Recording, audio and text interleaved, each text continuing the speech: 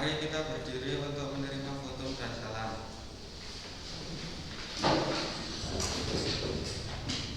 Pertolongan kita adalah dengan nama Tuhan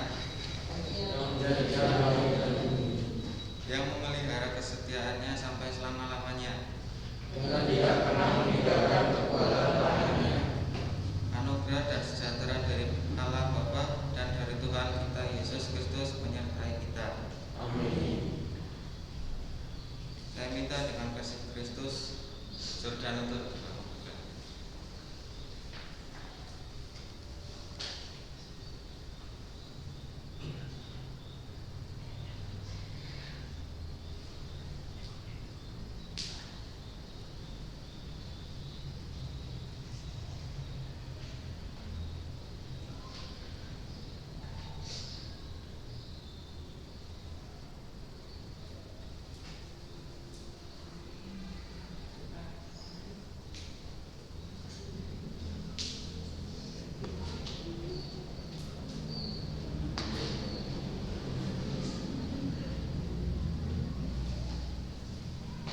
Saya minta dengan kasih Kristus dan ditutup doa. Mari kita berdoa. Terima kasih telah mengumpulkan kami di tempat ini.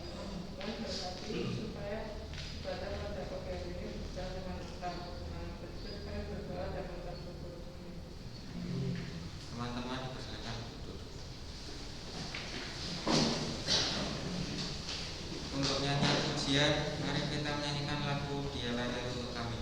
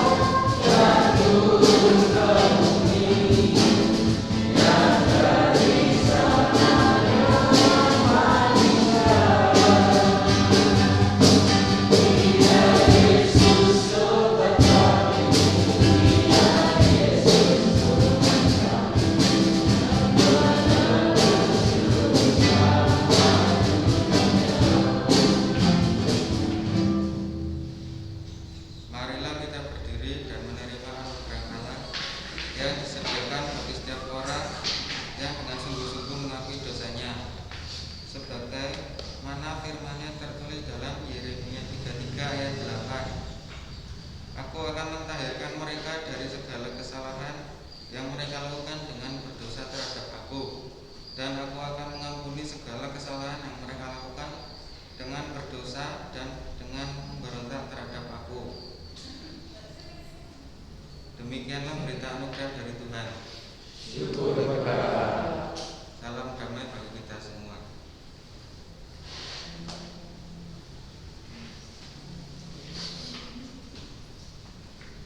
Mari kita menyanyikan lagu Bapa Engkau Sungguh Baik untuk nyanyian pengantar Tuhan.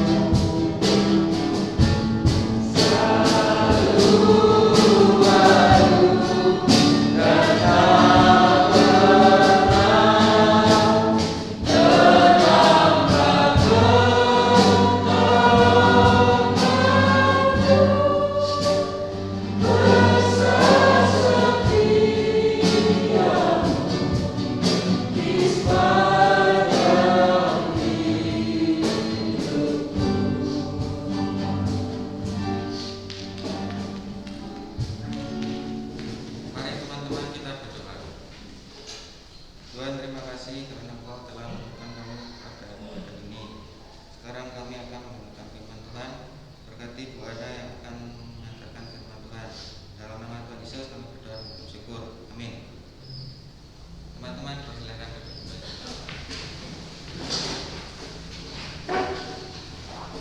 Silakan Bu Ana.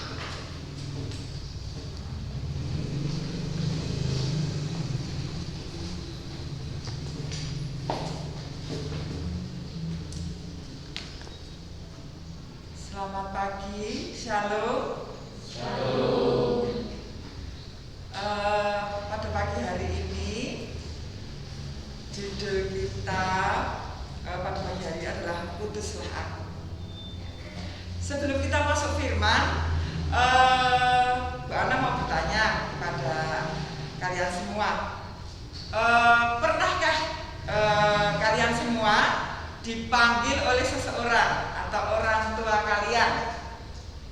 Pasti pernah ya jawabannya. Pasti ya. Nah, reaksi kalian ketika dipanggil itu bagaimana? Ketika dipanggil orang tua lah, misalnya ibu atau bapak, misalnya siapa ya ini? Vano, gitu ya. Kalian baru di dalam kamar, gak tahu baru ngapain, ketika dipanggil reaksinya seperti apa? Ya.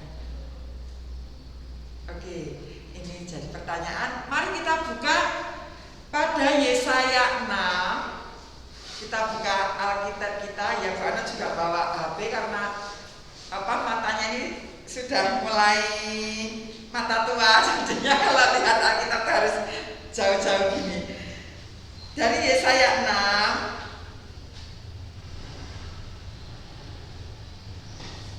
ayat 1 sampai ayat yang ke-8.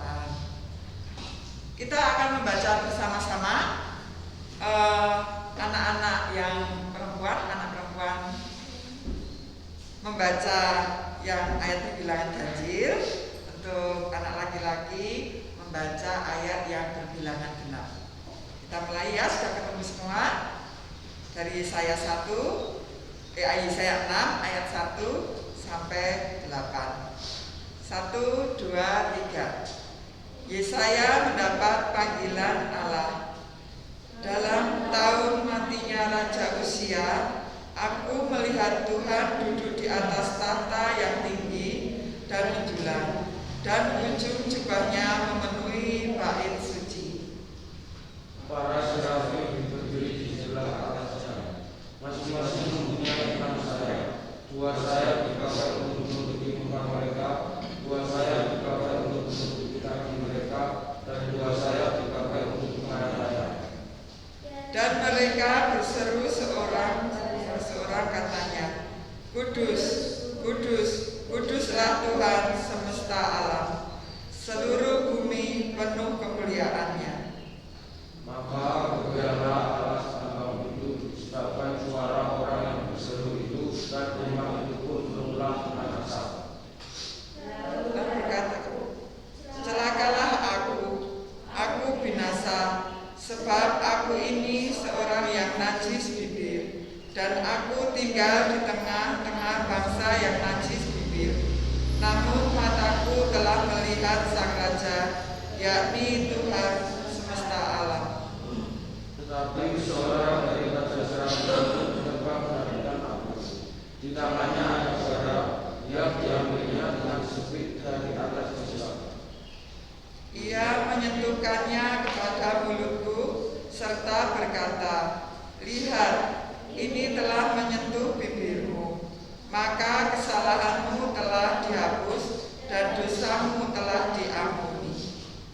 Lalu aku mendengar suara Tuhan berkata, siapakah yang aku utus, dan siapakah yang mau pergi untuk aku?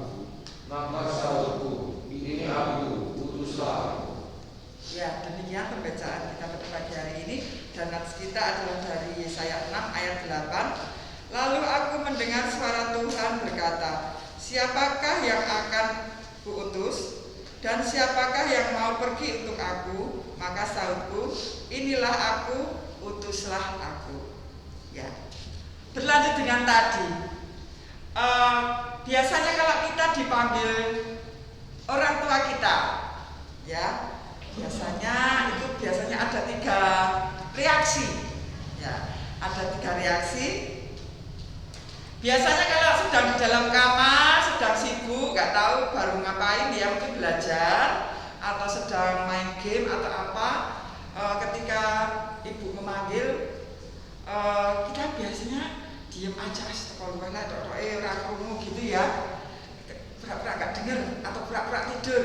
Nah, itu reaksi yang pertama, diam dan tidak bergeming, padahal dengar tapi nggak mau menjawab. Kemudian reaksi yang kedua adalah menjawab, ya bu, ya gitu ya, tapi nggak datang-datang, dipanggil itu nggak datang, nggak mendekati yang memanggil. Apa tuh mau tanya maksudnya apa, kalau dipanggil aku tuh disuruh apa ya, mau dikasih tahu apa, cuma ya itu dari dalam kamar teriak. Kemudian reaksi yang ketiga yaitu ya, ya bu, ya pak, dan langsung datang mendekat kepada yang memanggil untuk menanyakan apa maksudnya untuk dipanggil ini. Itu reaksi ketika kita menerima panggilan.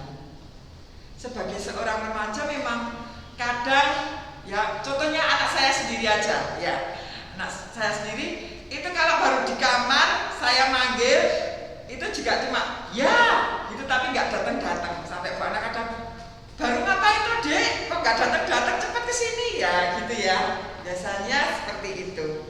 Nah, pada pagi hari ini dari bacaan kita, ini bukan saja panggilan manusia atau seseorang kepada yang lain, tapi ini adalah panggilan Tuhan kepada umatnya. Setiap kita, termasuk remaja, dipanggil untuk menyampaikan karya Yesus Kristus kepada semua orang dalam hidup kita. Dimanapun kita berada, dalam waktu kapanpun, Tuhan memanggil kita untuk mewartakan kabar kesukaan. Kita diutus untuk menyampaikan kabar baik dari Allah. Ya, tidak harus di sekolah terus kita berkhotbah atau apa ya, tapi nanti kita lihat bagaimana caranya ketika kita mengabarkan kabar baik ini. Apakah reaksi kita ketika Tuhan memanggil kita? Apakah jawabannya yang A, atau reaksinya yang B, atau yang C? Kita harapkan pada pagi hari jawabannya kita ya, ya, dan langsung datang kepada Tuhan, dan kita mendekat kepada Tuhan dan bertanya apa maksud Tuhan memanggil kita. Biasanya kaum remaja di sini ketika menerima panggilan itu ya, ketika sudah dipanggil untuk mengikuti Yesus, merasa tidak layak. Banyak sekali alasannya ketika kita mendapat panggilan, misalnya diajak Mbak Dia untuk latihan paduan suara, atau diajak pengurus untuk menjadi kepanitiaan, misalnya itu ya. Banyak sekali alasannya untuk menolak atau tidak menjawab ya, gitu ya. Alasannya banyak sekali. Aku karena merasa masih muda, masih kecil, masih sekitar SMP ya. Ini kalau remaja itu masih SMP. Aku cilik, nggak ada pengalaman, nggak mau gitu ya. Terus ada alasan lagi, aku nggak ada waktu ya mbak, aku nanti les misalnya, aku les besok ulangan, aku harus belajar, maaf ya aku nggak bisa ikut paduan suara. Ada lagi alasan yang aku tuh bukan orang kudus ya, aku masih banyak dosa. Kadang aku masih suka bolos-bolos, suka nyontek-nyontek. Diajak pelayan enggak, aku belum layak, gitu ya. Ada alasan lagi yang ribet, ribet nek melu panitia ribet, repot, enakan juga di rumah santai, main game, nonton TV ya, gitu. Aku masih ribet-ribet Ada juga alasan yang tidak ada temannya. Aku oke rame-rame aku ya nggak mau ikut aku ora ono kancane aku nek nang kono gitu ya. Seperti itu. Ada yang tidak diizinkan orang tua dan lain-lain. Itu remaja kendalanya biasanya seperti itu. Namun di sini pada pagi hari ini kita akan belajar dari Yesaya. Belajar dari Yesaya yang mendorong kita untuk menjawab ya dengan sepenuh hati. Tadi pada yang ayat yang ke-8, ini aku, utuslah aku. Gitu ya, dengan siap Yesaya menjawab, ini aku, utuslah aku. Nah, kita lihat pemanggilan Yesaya ini mempunyai suatu keunikan. Kenapa dibilang suatu keunikan? Karena Yesaya ini tadinya adalah dari orang bangsa yang najis bibir. Najis bibir itu dari bangsa yang tidak bangsa yang tidak dikehendaki orang-orang lain gitu. Dia dari bangsa yang najis bibir. Dia merasa tidak layak di hadapan Tuhan. Nah, tapi karena Tuhan yang memanggil dan Tuhan yang berkehendak, akhirnya tadi diceritakan ada malaikat-malaikat yang mendatangi Yesaya. Setelah Yesaya melihat penampakan dari mesbah itu tadi, dan malaikat mengambil bara dan menempelkan ke mulutnya. Itu adalah tanda kalau Yesaya sudah diampuni dosa-dosanya. Nah, ini keunikannya. Yesaya dipanggil bukan dari bangsa yang suci, bangsa yang kudus, tapi dari bangsa yang terkenal dengan najis bibir. Ya, seperti itu. Kemudian setelah Tuhan mengampuni Yesaya dan menjadikan Yesaya juru bicaranya. Setelah hidup Yesaya diberikan, ketika muncul pertanyaan dari Tuhan, siapa yang akan aku utus? Dengan segera Yesaya menjawab, ini aku, utuslah aku. Nah, kesediaan Yesaya ini dengan sepenuh hati dan dengan kesetiaan kepada Tuhan.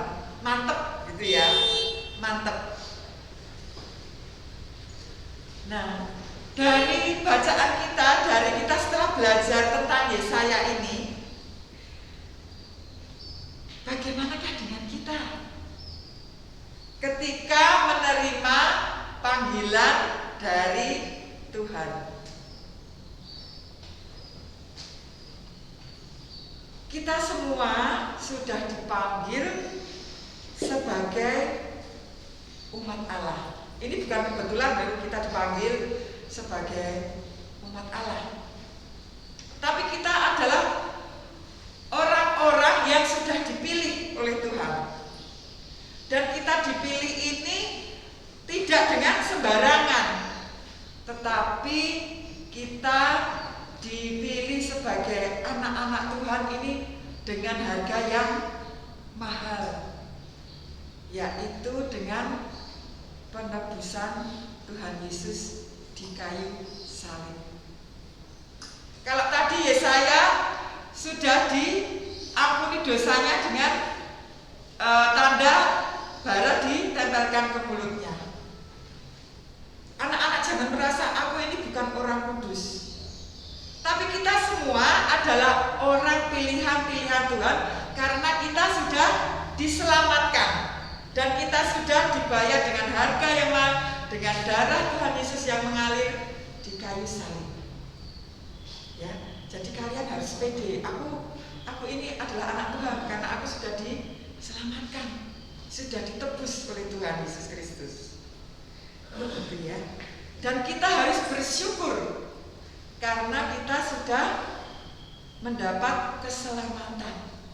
Jadi ketika nanti Tuhan memberi tugas kepada kita untuk pelayanan, jawablah, ya Tuhan, ini aku. Jangan merasa aku bukan orang kudus, karena kalian adalah anak-anak yang istimewa. Kita semua istimewa karena sudah menjadi umat pilihannya. Nah, sebagai umat pilihannya kita mempunyai tugas-tugas yang harus kita laksanakan, yaitu kita memulai kehidupan baru di dalam Tuhan. Ya, kita sebagai umat Allah, kita harus hidup yang baru. Kita meninggalkan kehidupan yang lama. Sebagai ungkapan rasa syukur kita harus mempunyai kehidupan yang baru. Yang lama-lama, yang jelek-jelek ditinggalkan. Kemudian tugas yang kedua, kita menjadi saksinya di tengah-tengah dunia. Tadi seperti di awal, kita tidak harus berkhotbah di depan orang-orang banyak. Nanti mah dikira di sekolah tahu-tahu khotbah. Kok tahu-tahu khotbah nanti dikira kurang saon ya, kurang ya. Tapi dengan kehidupan kita sehari-hari sebagai anak Tuhan, sikap kita baik, ya. Kalau teman-teman mengajak hal-hal yang tidak baik, kita tidak ikut-ikutan. Ya. Kalau diajak pelayanan di gereja, ya dengan sepenuh hati melaksanakan. Nah, itu adalah kita menjadi saksi-saksi Tuhan melewati kehidupan kita sehari-hari. Kita penuh kasih, tidak suka berantem, tidak suka membolos. Ya, itu adalah kita sebagai saksinya Tuhan. Juga kita akan menjadi garam dan terang dunia melalui eksistensi kehidupan kita sehari-hari. Ini masih berhubungan dengan yang kedua. Jadi sebagai umat pilihan Tuhan, setiap hari kehidupan kita harus mencerminkan kita sebagai anak-anak Tuhan dengan hidup penuh kasih. Memang menjadi pengikut Yesus itu banyak tantangannya dan cobaannya. Ya, misalnya hari Minggu gini, kalian mau datang ke ibadah remaja, padahal teman-temannya mengajak sesuk dewe futsal yuk. Itu tantangan. Kita mau pilih yang mana? Mau milih tetap ke ibadah remaja atau milih teman kita untuk futsal? Memang banyak tantangannya. Ketika mau diajak menjadi panitia, padahal teman-temannya mau rapat panitia, teman-temannya ngajak nonton. Itu sebagai tantangan. Jadi sebagai anak-anak Tuhan, ini contoh-contoh yang kecil ya. Memang banyak tantangan dan cobaan-cobaan yang kita hadapi. Namun kita tidak perlu takut karena ada kasih Kristus yang selalu menyertai kita melalui Roh Kudus yang ada di dalam diri kita, yang selalu menyertai kita dan memampukan kita untuk menjadi anak-anak Tuhan yang baik, menjadi garam dan terang dunia. Kita tidak usah khawatir karena Tuhan selalu beserta dengan kita. Jadi ketika kita diutus oleh Tuhan, ketika kita mendapat panggilan dari Tuhan, jawabannya adalah ya, dan langsung datang untuk mengerti maksud Tuhan. Kemudian, ini aku Tuhan, utuslah aku. Dengan sepenuh hati kita melaksanakan panggilan Tuhan. Ini aku, utuslah aku. Begitu jawabannya anak-anak. Amin. Mari kita berdoa untuk doa syafaat.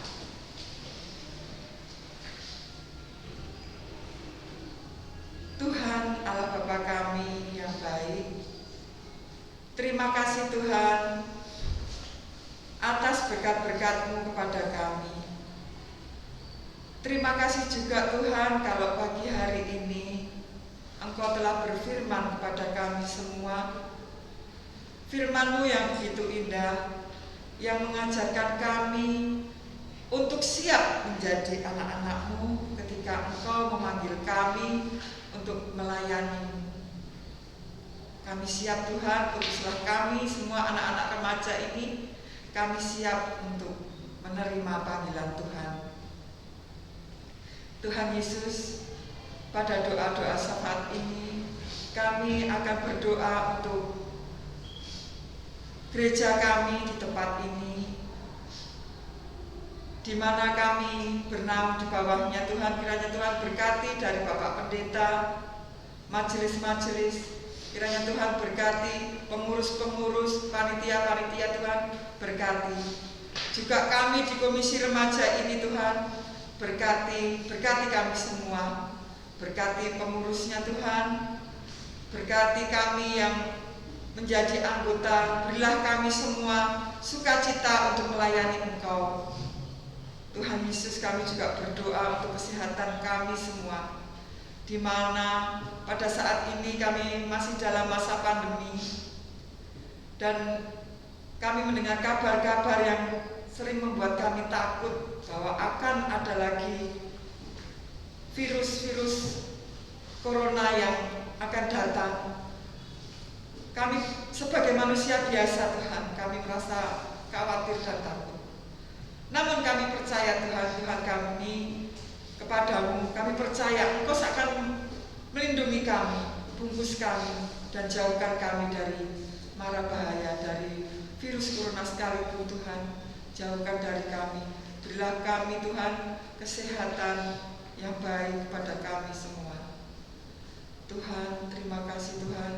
Kami juga berdoa untuk bangsa dan negara kami.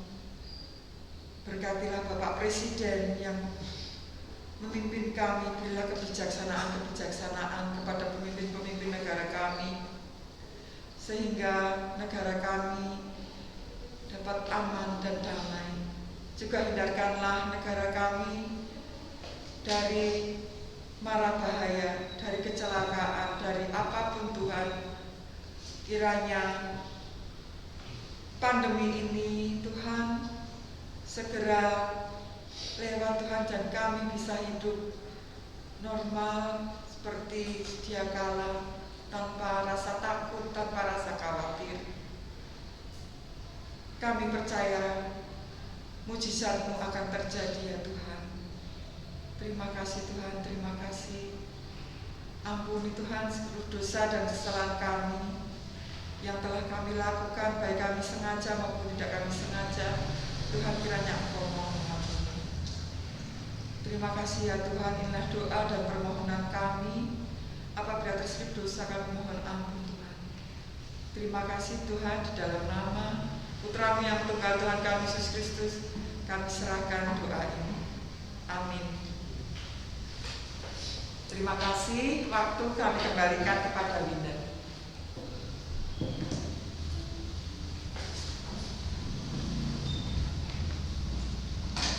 Mari kita berdiri.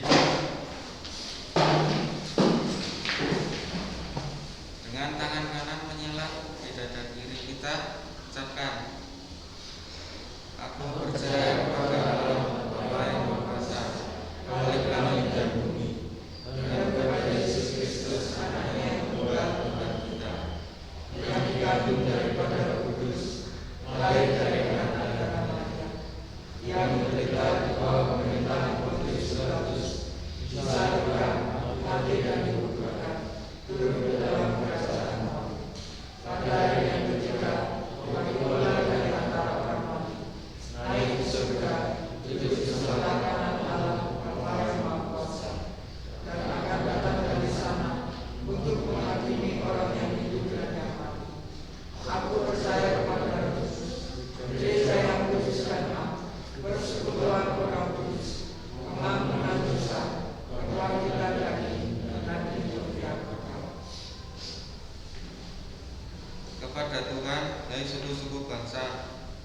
Tuhan sajalah kemuliaan dan kekuatan. Berilah kepada Tuhan kemuliaan namanya. Bawalah persembahan dan masuklah ke pelatarannya. Setelah tadi memberikan persembahan, mari sekarang kita berdiri dan mengucapkan doa persembahan secara bersaut-sautan. Harta kekayaanku jadi alat bagimu. Apakah budi dan jasaku, Tuhan pergunakanlah. Limpah ruah kasihku kusurahkan kepadamu. Diriku sesungguhnya milikmu selamanya. Amin. Mari kita menyanyikan lagu Segala Puji Syukur sebagai pujian pemutusan.